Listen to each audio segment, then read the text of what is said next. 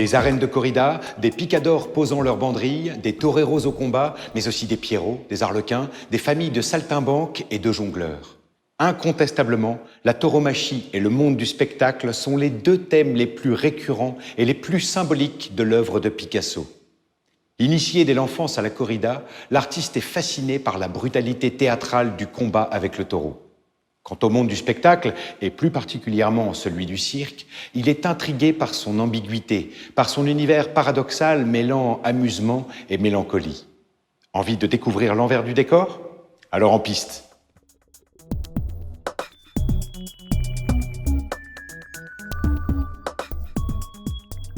Le premier tableau de Pablo Picasso est une scène de corrida intitulée « Le Picador jaune ».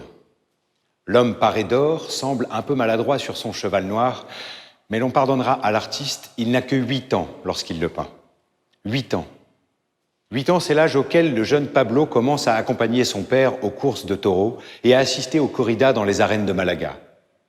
La tauromachie est le premier spectacle auquel il est initié, un spectacle qui le marque donc dès son enfance. Et cette passion ne quittera jamais Picasso. Même lorsqu'il ne pourra plus se rendre en Espagne pour des raisons politiques, il ne ratera jamais une occasion de voir une corrida dans le sud de la France. Le thème de la tauromachie apparaît donc très tôt et durablement dans son œuvre. Ce dessin, réalisé vers 1898, en témoigne. De même que les 2 toiles, Course de taureaux et Scène de corrida, qu'il réalise dès son arrivée à Paris en 1901. La tauromachie est alors peu connue en France et Picasso est sans doute l'artiste qui contribuera le plus à la populariser. Le peintre est fasciné par la violence de la confrontation des corps. Celui du torero, dans sa danse cruelle avec le taureau, mais aussi celui du taureau qui menace le cheval du picador. C'est dans les années 1930 que la tauromachie devient un sujet récurrent en peinture, en dessin et en gravure.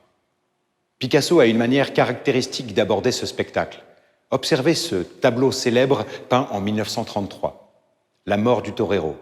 C'est une mêlée expressive, un enlacement charnel au milieu de l'arène où rôde la mort. Il n'y a pas d'effusion de sang. La cape rouge du torero renversé et le cri de détresse du cheval éventré suffisent à signifier la brutalité du combat. On a parfois interprété cette représentation de la violence comme une métaphore de la relation sexuelle. Ce qui est certain, c'est que le cheval, une figure essentielle de la corrida pour Picasso, est montré dès cette époque comme une victime face au taureau qui exprime la force brute. Guernica est en germe dans cette mort du torero, notamment dans le cheval éviscéré qui rabat son cou dans un hennissement de douleur. Après la guerre, Picasso se recentrera sur la représentation du combat lui-même. Regardez cette superbe série de dessins à l'encre datée de 1959. On y retrouve ici la figure du picador que Picasso apprécie tant. La tauromachie est aussi l'un des principaux sujets du décor des céramiques que Picasso crée à Vallauris. Avec une grande ingéniosité, il fait coïncider la forme elliptique de l'arène avec celle du plat qui la représente. Mais la figure de la corrida qui hante l'œuvre de Picasso est incontestablement le taureau. Au point que l'artiste en fait le sujet à part entière d'un grand nombre de toiles, gravures et céramiques. L'animal prend une importance particulière dans les années 1930, lorsque surgit la terrible figure du Minotaure.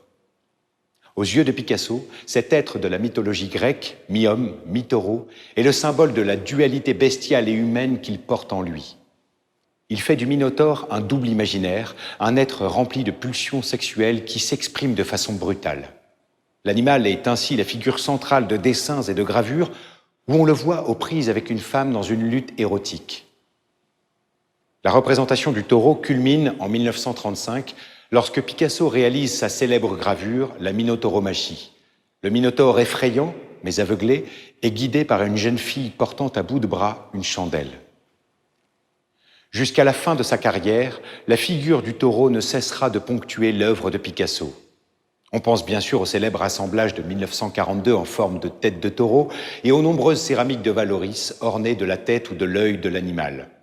Mais l'œuvre la plus surprenante est peut-être la série d'estampes réalisée en 1945 chez le lithographe Fernand Mourlot. En 11 étapes magistrales, Picasso passe de la représentation massive et réaliste de l'animal à l'expression la plus élémentaire de sa silhouette par un simple trait.